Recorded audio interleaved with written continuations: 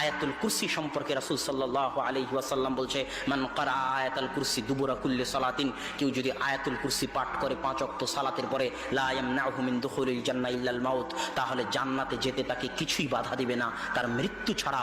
সে মরলেই জান্নাতে যাবে, সে মরলেই জান্নাতে যাবে। এই আয়াতুল কুরসির মধ্যে কি আছে প্রথম থেকে নিয়ে শেষ পর্যন্ত পড়ে দেখেন তো।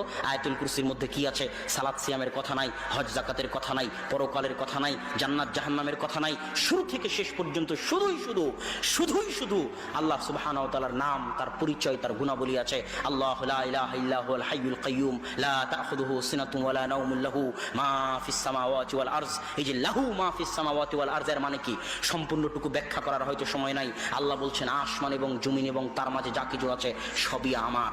আর আরেক আয়াতে আল্লাহ বলছেন ইউসাব্বিহু লিল্লাহি মা ফিস সামাওয়াতি ওয়াল আরজ, আসমান জমিন এবং তার মাঝে যা কিছু আছে সবই আল্লাহর তাসবিহ পাঠ করে। আল্লাহ যদি বলতেন